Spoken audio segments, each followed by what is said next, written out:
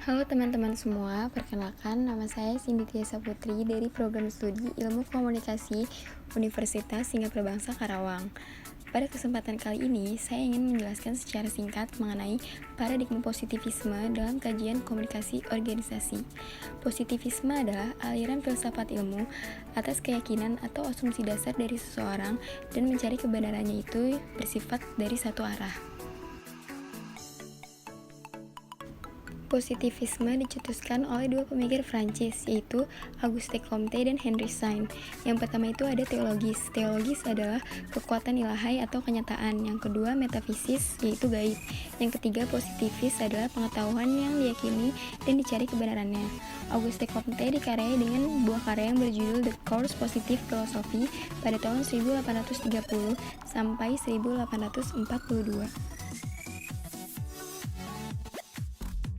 Selanjutnya yaitu ada gagasan positivisme. Ada 3 poin penting dalam gagasan positivisme. Yang pertama yaitu ontologi yang menyatakan apa yang dilihat itu benar adanya realisme. Yang kedua itu epistemologi. Teori ini menggambarkan semesta itu apa adanya, tidak bernilai subjektif. Yang ketiga itu ada aksiologi, yaitu percobaan, pengamatan atau eksperimental. Selanjutnya itu ada prinsip dari positivisme dan hubungannya dengan komunikasi organisasi. Yang pertama itu adanya menolak perbedaan ilmu-ilmu alam dan ilmu sosial.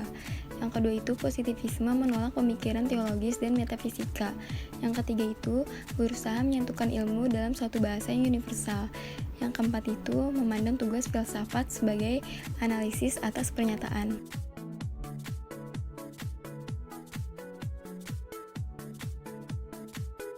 Menurut Pace dan Paulus pada tahun 1993, dalam perspektif objektif, organisasi dimaknai sebagai sesuatu yang bersifat fisik dan konkret karena wujud dari adanya komunikasi dapat dilihat secara nyata melalui panca indera.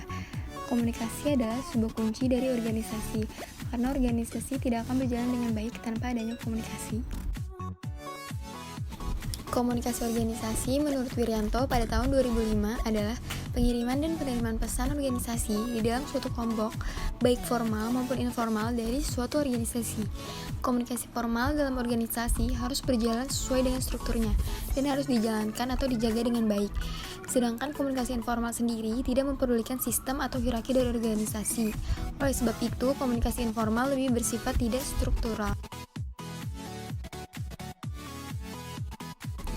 Dalam konteks komunikasi organisasi, paradigma positivisme memandang perilaku komunikasi organisasi adalah sebuah aktivitas yang objektif dan dapat diamati. Komunikasi organisasi dalam paradigma ini memfokuskan pada proses komunikasi dan efektivitas komunikasi. Organisasi akan berjalan dengan baik jika adanya kontrol dan organisasi, yang dimana dua hal itu tergantung pada komunikasi yang efektif.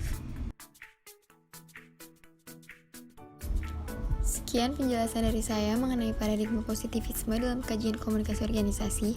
Semoga bermanfaat dan sampai jumpa. Terima kasih teman-teman.